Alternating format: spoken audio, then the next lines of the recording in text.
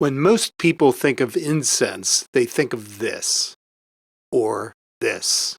And there's nothing wrong with using commercial incense sticks or cones. They're convenient and easy to find.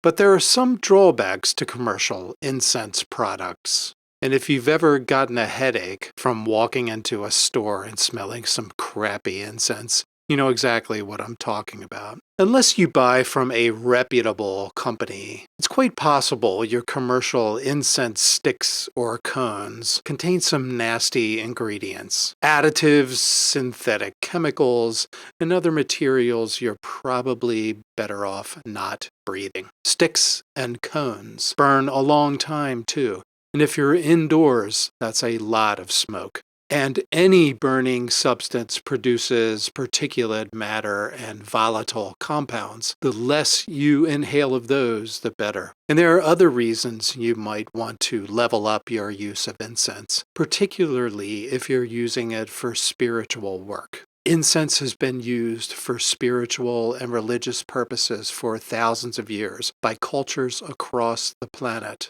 So let's take a look at how you can dramatically expand your use of incense for aesthetic, psychological, spiritual, and magical purposes. Here are some things you will need. Loose incense, that can be resins, flowers, other botanicals, wood chips, etc. A fireproof container or safe commercial incense burner. Clean sand, optional depending upon your burner, but it does add a level of safety. Quick lighting charcoal discs. A lighter, I prefer the long grill lighters with a handle. Metal tongs, which are optional, but I do recommend having a pair of them. And finally, a mortar and pestle. This is optional, but nice to have, especially if you start making your own incense blends. So first and foremost, you'll need to procure a suitable, safe, and fireproof container in which to burn your incense. Now, this can be virtually anything from a fancy commercial incense burner. A cauldron type device is nice because the legs offer extra protection from the heat inside the container. And if you're a witch, you probably already have one of these sitting around. Whatever container you use, please always use appropriate fire safety. Have a fire extinguisher nearby and never leave incense burning unattended.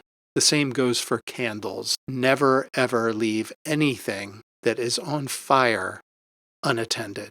If you do use a large container of some sort or a cauldron, be sure to fill it with a few inches of sand, clean, sifted sand that you could purchase in an aquarium store. Just make sure there isn't any vegetable or other matter in the sand. The sand adds an extra layer of protection and really absorbs the heat very well. Next, get some quick lighting charcoal discs. You can buy them in bulk for cheap online. They're infused with saltpeter to make them spark at the touch of a flame and continue to burn. These can also be found in hookah shops, the same sorts of charcoal used in hookah lounges. Now, the saltpeter does produce a mild scent of its own. Some people don't like it. I don't mind it. If you don't like the smell of saltpeter, you can get fancy Japanese incense charcoal. It's not quick lighting. It takes a little bit longer and you have to work at getting that charcoal lit, but it definitely will work for you. I just prefer the ease of the instant lighting charcoal. It's just easier and quicker. Metal tongs are nice if you want to be extra safe and avoid the chance of burning your fingers. So once you have your burner set up, use your tongs to hold the charcoal disc and light the charcoal directly above your container or burner, because sometimes these charcoals will let off a few stray sparks. The charcoal will begin to spark and crackle when you light it. Next, carefully place that ignited disc into the container with the flat, indented side facing up. Listen to the crackle and watch the pretty sparks as they spread across the disc. However, and here's where you have to be a little bit patient, wait until the disc is completely covered in gray ash before you put your incense on top of the charcoal, because otherwise certain things like resins will just burn. What you want them to do is melt, not burn. And now you add the magic. There are so many choices when it comes to burning incense this way. You can use resins that are made from tree sap, tree resin. You can use chips of wood. You can use flowers. Even kitchen spices like cinnamon and bay leaves have a long history of traditional and ritual usage as incense. Here we have two of my favorites. This is Copal Negro from Peru on the left, and Superior Mixed Hogari frankincense from Oman on the right.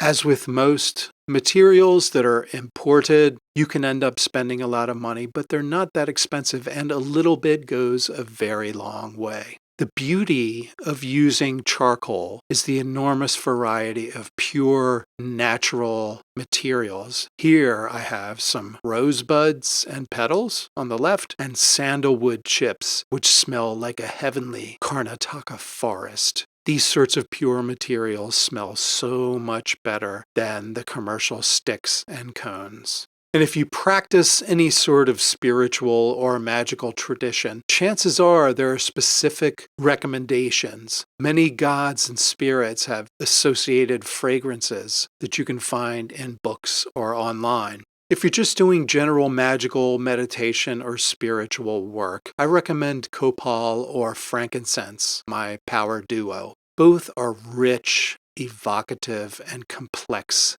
scents. They help bring on a serene, meditative state. They're also said to energetically cleanse and purify the space around you and have been used for centuries in sacred ceremonies and worship.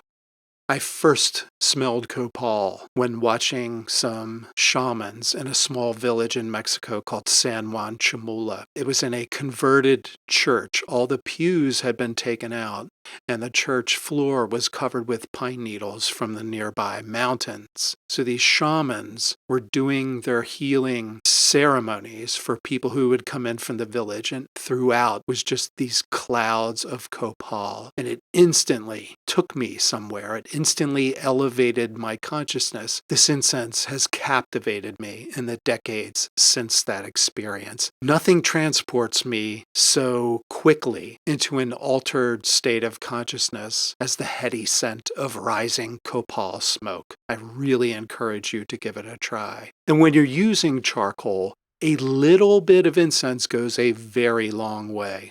Start with a teeny pebble size, like a tiny smaller than the size of a pea. Then you want to drop it carefully on top of the charcoal on the flattened, indented side. Then watch the smoke rise. Resins in particular produce a lot of smoke from a very minimum of material. So go slowly and remember, nothing ruins the mood of a ritual quicker than a shrieking smoke alarm. If possible, you may want to open some windows. If you live in a small apartment or you're working in a small room and there is a smoke detector, consider popping out the battery. Just do not forget to put it back in. If you find yourself using a lot of resins, consider getting yourself one of these to grind up the chunks into powder for even better control of the smoke. Grind it up, drop a tiny pinch on top of the burning coal for a quick, powerful burst of scent. There are other benefits to burning incense on charcoal. You can control the amount of smoke. Now, this is particularly good for rituals. Just add a pinch of incense to the charcoal when you want that burst of smoke at appropriate times during the ritual, rather than having a stick or a cone that's just burning away the whole time. You can use different incenses or combinations. You can experiment with various plants, spices, and herbs, even make your own blends. And there are some terrific books on incense crafting that I will drop in the links. Finally, always try to source your incense from ethical suppliers. Don't just go out and buy some sage at your local New Age or witch store. Also, do your best to avoid cultural appropriation. And now, even science is beginning to catch up with ancient wisdom. Recent studies have shown that frankincense, in particular, has anti-inflammatory and antidepressant properties. So go forth, enjoy. Let me know what you think. If you have questions about the use of incense on charcoal, please put them in the comments below. Thanks again.